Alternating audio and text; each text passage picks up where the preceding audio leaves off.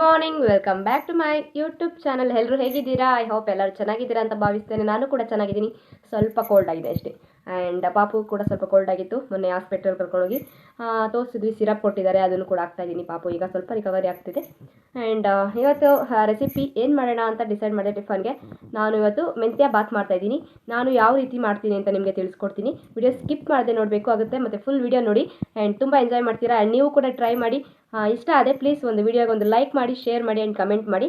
And ಯಾರೆಲ್ಲ ಕೂಡ ಇನ್ನೂ ನನ್ನ ಚಾನಲ್ನ ಸಬ್ಸ್ಕ್ರೈಬ್ ಆಗಿಲ್ಲ ಅಂದರೆ ಈಗಲೇ ಬೇಗ ಹೋಗಿ ಸಬ್ಸ್ಕ್ರೈಬ್ ಮಾಡಿ. ಇಷ್ಟೇ ಇವತ್ತಿನ ವಿಶೇಷತೆ. ಆ್ಯಂಡ್ ಬನ್ನಿ ತೋರಿಸ್ತೀನಿ ಯಾವ ರೀತಿ ಮಾಡೋದಂತ. ಮೊದಲಿಗೆ ಏನು ಮೆಂತ್ಯ ಸೊಪ್ಪನ್ನು ತೊಳೆದು ಕ್ಲೀನಾಗಿ ಅರ್ಧ ಕಟ್ಟಷ್ಟು ಮಾಡ್ಕೊಂಡಿದ್ದೀನಿ. ಆ್ಯಂಡ್ ಮೂರುವರೆ ಲೋಟ ಅಕ್ಕಿ ತೊಗೊಂಡಿದ್ದೀನಿ. ಎಣ್ಣೆ ಮತ್ತು ಪಲಾವ್ ಐಟಮ್ಸ್ ಏನೇನಿದೆ, ಮತ್ತು ಸಾಂಬಾರು ಅದೇ ಧನಿಯಾ ಪೌಡರು, ರುಚಿಗೆ ತಕ್ಕಷ್ಟು ಉಪ್ಪು, ಮತ್ತು ಶುಂಠಿ ಬೆಳ್ಳುಳ್ಳಿ ಪೇಸ್ಟ್ ಮಾಡ್ಕೊಂಡಿದ್ದೀನಿ. ಒಂದೆರಡು ಟೊಮೆಟೊ, ಒಂದೆರಡು ಈರುಳ್ಳಿ ಕಟ್ ಮಾಡಿಕೊಂಡು, ಒಂದು 4-5 ಹಸಿಮೆಣ್ಸಿನ್ಕಾಯಿ ಕಟ್ ಮಾಡ್ಕೊಂಡಿದ್ದೀನಿ. ಆ್ಯಂಡ್ ಕೊತ್ತಂಬರಿ ಸೊಪ್ಪು, ಮತ್ತು ಈರುಳ್ಳಿ, ಹಸಿಮೆಣ್ಸಿನ್ಕಾಯಿ, ಕಾಯಿ, ಟೊಮೆಟೊ ಇದು ರುಬ್ಕೊಳ್ಳೋಕ್ಕೆ, ಮತ್ತು ಇನ್ನೂ ಅರ್ಧ ಸೊಪ್ಪನ್ನು ಕಟ್ ಮಾಡ್ಕೊಂಡು ಇಟ್ಕೊಂಡಿದ್ದೀನಿ. ಅದು ಒಗ್ಗರಣೆಗೆ ಹಾಕ್ಬಿಟ್ಟು ಅದೇ ಏನು ರುಬ್ಕೊಳ್ಳೋಕೆ ಹಾಕ್ಬೇಕಲ್ವ, ಅದಕ್ಕೋಸ್ಕರ ಒಂದು ಕುಕ್ಕರ್ ತೊಗೊಂಡು ಅದಕ್ಕೆ ಎಣ್ಣೆ ಹಾಕ್ಕೊಳ್ತಾ ಇದ್ದೀನಿ.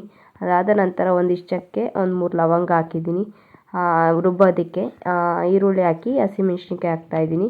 ಆ್ಯಂಡ್ ಅದಾದ ನಂತರ ಏನು ಈರುಳ್ಳಿ ಆದಮೇಲೆ ಟೊಮೆಟೊ ಇರುತ್ತಲ್ವ, ಇಷ್ಟೆಲ್ಲ ಸ್ಮ್ಯಾಶ್ ಆದಮೇಲೆ ಕೊತ್ತಂಬರಿ ಸೊಪ್ಪು ಹಾಕ್ಕೊಂಡು ಕ್ಲೀನಾಗಿ ಎಣ್ಣೆಲಿ ಬೇಯಿಸ್ಕೊಳ್ಳಿ. ಜಾಸ್ತಿ ಏನು ಬೇಯಿಸ್ಕೊಳ್ಳೋಂಥದ್ದು ಏನು ಬೇಡ, ಎಣ್ಣೆಲಿ ಫ್ರೈ ಆಗಲಿ, ಹಸಿ ಸ್ಮೆಲ್ ಹೋಗಲಿ ಅನ್ನೋ ಒಂದೇ ಕಾರಣ ಅಷ್ಟೇ. ಚೆನ್ನಾಗಿರುತ್ತೆ ಟೇಸ್ಟಿಂಗೆ ಹುರ್ಕೊಂಡು ಮಾಡೋದ್ರಿಂದ. ಸೊ ಇದಾದ ನಂತರ ಮೆಂತ್ಯ ಸೊಪ್ಪನ್ನು ಕೂಡ ಹಾಕ್ಕೊಂಡು ಕ್ಲೀನಾಗಿ ಕಾಯಿ ಹಾಕ್ಕೊಂಡು ಪೇಸ್ಟ್ ಮಾಡಿಕೊಂಡು 1-2-3 ಸ್ಪೂನು ಧನಿಯಾ ಪೌಡರ್ ಹಾಕ್ಕೊಂಡ್ರೆ ಮುಗೀತು. ನಾನು ಧನಿಯಾ ಪೌಡರ್ ಯೂಸ್ ಮಾಡ್ತೀನಿ. ಇಷ್ಟೇ ಸಿಂಪಲ್ ಏನು ರುಬ್ಕೊಳ್ಳೋದಕ್ಕೆ. ಈಗ ಅದೇ ಕುಕ್ಕರ್ಗೆ ಎಣ್ಣೆ ಹಾಕ್ಕೊಳ್ತಾ ಇದ್ದೀನಿ.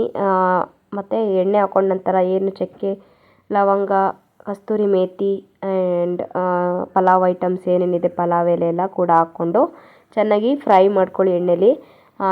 ನೆಕ್ಸ್ಟು ಇದಾದ ನಂತರ ಈರುಳ್ಳಿ ಮತ್ತು ಹಸಿಮೆಣ್ಸಿನ್ಕಾಯಿ, ಫಸ್ಟೇ ಹಸಿಮೆಣ್ಸಿನ್ಕಾಯಿ ಹಾಕ್ಕೊಳ್ತೀನಿ, ಯಾಕಂದರೆ ಅದು ಗ್ಯಾಸ್ಟ್ರಿಕ್ ಅಂಶನ ಕಡಿಮೆ ಮಾಡುತ್ತೆ. ಸೊ ಎಣ್ಣೆಲಿ ಹುರ್ಕೊಂಡ್ರೆ ಅದಕ್ಕೋಸ್ಕರ ಇಷ್ಟೇ. ಫಸ್ಟು ಹಸಿಮೆಣ್ಸಿನ್ಕಾಯಿ ಮತ್ತು ಕರಿಬೇವು ಹಾಕಿದ ನಂತರ ಈರುಳ್ಳಿ ಹಾಕ್ಬಿಟ್ಟು ಫ್ರೈ ಮಾಡ್ತಾ ಇರ್ತೀನಿ. ಅದ್ರ ಪಾಡು ಅದು ಆಗ್ತಾ ಇರುತ್ತೆ. ಅದಕ್ಕೋಸ್ಕರ ನಾನು ಸಪ್ರೇಟ್ ಇಲ್ಲಿ ಮಿಕ್ಸಿ ಜಾರ್ಗೆ ಏನೇನು ಹಾಕ್ಕೊಳ್ಬೇಕು ಅಂತ ಹೇಳಿದ್ನಲ್ಲ, ಕಾಯಿ ಮತ್ತು ಏನೇನು ಫ್ರೈ ಮಾಡ್ಕೊಂಡಿದ್ವಲ್ಲ ಅದನ್ನೆಲ್ಲ ಕೂಡ ಹಾಕ್ಕೊಂಡು 1-3 ಸ್ಪೂನಷ್ಟು ಧನಿಯಾ ಪೌಡರ್ ಹಾಕ್ಕೊಂಡು ನೀರು ಹಾಕ್ಕೊಂಡು ಚೆನ್ನಾಗಿ ಪೇಸ್ಟ್ ಮಾಡ್ಕೊಳ್ಳಿ.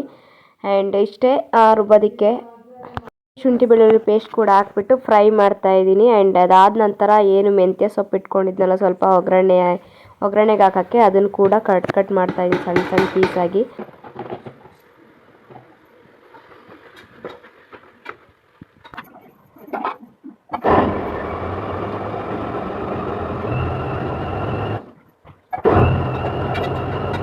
ನಾನು ಪುದೀನ ಸೊಪ್ಪು ಒಂದು ಸ್ಕಿಪ್ ಆಗಿದೆ, ಅದು ಮನೇಲಿ ಇರಲಿಲ್ಲ. ಸೊ ಹಾಗಾಗಿ ಆ್ಯಂಡ್ ನೋಡ್ತಾ ಇರ್ಬೋದು ಯಾವ ರೀತಿ ಕಲರ್ ಗ್ರೀನ್ ಆ್ಯಂಡ್ ಎಷ್ಟು ಚೆನ್ನಾಗಿದೆ ಅಂತ. ಆ್ಯಂಡ್ ಕಾಯಿ ಸ್ವಲ್ಪ ಕಡಿಮೆ ಹಾಕ್ಕೊಳ್ಳಿ, ಚೆನ್ನಾಗಾಗುತ್ತೆ. ಆ್ಯಂಡ್ ಇದಾದ ನಂತರ ಕುಕ್ಕರ್ಗೆ ಹಾಕ್ಕೊಂಡು ಎಣ್ಣೆಲಿ ಬಾಡಿಸ್ಕೊಳ್ಳಿ. ಎಣ್ಣೆಲಿ ಬಾಡಿಸ್ಕೊಂಡ ನಂತರ ಅದು ಎಣ್ಣೆ ಬಿಡಬೇಕು, ಅಲ್ಲಿವರೆಗೂ ಹಸಿ ಸ್ಮೆಲ್ ಹೋಗೋವರೆಗೂ ಚೆನ್ನಾಗಿ ಹುರ್ಕೊಳ್ಳಿ. ಚೆನ್ನಾಗಿ ಹುರ್ಕೊಂಡ ನಂತರ ಎಣ್ಣೆ ಬಿಟ್ಟಾದಮೇಲೆ ನಾನು ಉಪ್ಪು ಹಾಕ್ಕೊಳ್ತಾ ಇದ್ದೀನಿ. ಫಸ್ಟೇ ಉಪ್ಪು ಹಾಕ್ಕೊಳ್ಬಿಡ್ತೀನಿ.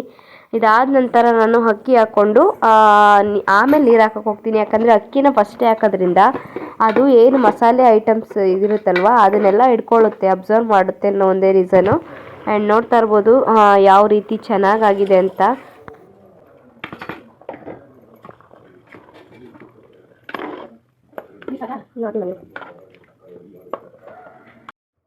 ಒಂದು 2 ಮಿನಿಟ್ಸ್ ಅಕ್ಕಿ ಹಾಕಿ ಚೆನ್ನಾಗಿ ಏನು ಸೌಟಲ್ಲಿ ಬಾಡಿಸ್ಕೊಳ್ಳಿ ಸಾಕು. ಸ್ವಲ್ಪ ಮಸಾಲೆ ಸ್ಮೆಲ್ ಹಿಡಿತೀಯ. ನಾನು ಈಗ 3.5 ಲೋಟಕ್ಕೆ ನಾನು ಇವಾಗ 5.5 ಲೋಟ ನೀರು ಹಾಕಿದ್ದೀನಿ. ಯಾಕಂದರೆ ಕಡಿಮೆ ನೀರು ಹಾಕಬೇಕು, ಸಣ್ಣಕ್ಕೆ ಅಲ್ವಾ, ಸೋನಾ ಮಸೂರಿ, ಅದಕ್ಕೋಸ್ಕರ. ಆ್ಯಂಡ್ ನಾನು ತುಪ್ಪ ಹಾಕ್ತಾಯಿದ್ದೀನಿ ಲಾಸ್ಟಲ್ಲಿ, ಅದು ಫ್ಲೇವರ್ ಚೆನ್ನಾಗಿರುತ್ತೆ ಅಂತ. ತುಂಬ ಚೆನ್ನಾಗಿರುತ್ತೆ ಮಾತ್ರ ಲಾಸ್ಟಲ್ಲಿ ತುಪ್ಪ ಹಾಕಿ. ಟೇಸ್ಟ್ ಮಾತ್ರ ಸಖತ್ತಾಗಿರುತ್ತೆ, ಅದೇ ಫ್ಲೇವರ್ ಘಮ ಘಮ ಅಂತ ಇರುತ್ತೆ. ಅದಕ್ಕೋಸ್ಕರ ತುಪ್ಪ ಹಾಕ್ಬಿಟ್ಟು ಟೇಸ್ಟ್ ನೋಡಿಬಿಟ್ಟು ವಿಜಿಲ್ ಮುಚ್ತಾ ಇದ್ದೀನಿ.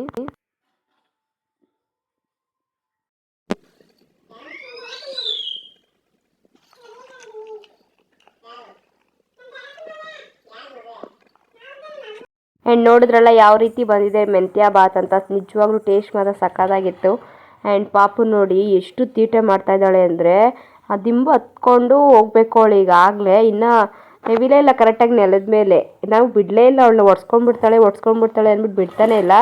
ಇವಳು ಆಗಲೇ ದಿಮ್ಮೇಲೆ ನಿಂತ್ಕೊಳ್ಳೋಕ್ಕೆ ಹೋಗ್ತಾ ಇದ್ದಾಳೆ. ನಮಗಂತೂ ಎಷ್ಟು ಹಿಡಿಬೇಕು ಅವಳನ್ನ ಅಂದರೆ ಎಲ್ಲರೂ ನಗ್ತಾ ಇರ್ತೀವಿ, ಎಷ್ಟು ತೀಟೆ ಮಾಡ್ತಾಳೆ ಇವಳು ಅಂತ. ನೋಡಿ ಯಾವ ರೀತಿ ದಿಮ್ಮ ಮೇಲೆ ಹತ್ಬಿಡ್ಬೇಕು, ಈಗಾಗಲೇ ನಡಿಬೇಕು ಅವಳು ಅನಿಸ್ಬಿಟ್ಟಿದೆ. ಒಂದು ಕಡೆ ಇರಲ್ಲ ಫ್ರೆಂಡ್ಸ್, ಎಷ್ಟು ತೀಟೆ ಅಂದರೆ ಯಪ್ಪ, ಇಷ್ಟು ತೀಟೆ ಮಾಡೋ ಹುಡುಗಿ. ಅದು ಜಸ್ಟ್ 6.5 monthsಗೆ ಆಗಲೇ ನಿಂತ್ಕೊಳ್ಳೋಕ್ಕೆ ನೋಡಿ ಯಾವ ರೀತಿ ನೋಡಿ ಬಂದೇ ಬಿಟ್ಲು. ಕೊನೆಗೆ ನನ್ನ ಕತೆ ಮುಗೀತು ಅಂತಲೇ ಅಂದ್ಕೊಂಡೆ ನಾನು. ಎಲ್ಲರೂ ನೋಡಿದ್ರಲ್ಲ ಮೆಂತ್ಯ ಬಾತ್ ಹೇಗೆ ಮಾಡಿದೆ ಅಂತ. ನಿಮಗೂ ಕೂಡ ಇಷ್ಟ ಆದರೆ ಪ್ಲೀಸ್ ಒಂದು ಲೈಕ್ ಮಾಡಿ, ಆ್ಯಂಡ್ ನೀವು ಕೂಡ ಟ್ರೈ ಮಾಡಿ ಹೇಗೆ ಬಂತು ಅಂತ ಕಮೆಂಟ್ ಮೂಲಕ ತಿಳಿಸಿ. ಆ್ಯಂಡ್ ಇಷ್ಟೇ ಇವತ್ತಿನ ವಿಡಿಯೋ. ಇಷ್ಟ ಆದರೆ please like, share and comment. And thank you so much. Next ವಿಡಿಯೋದಲ್ಲಿ ಸಿಗ್ತೀನಿ. ಬಾಯ್ ಬಾಯ್.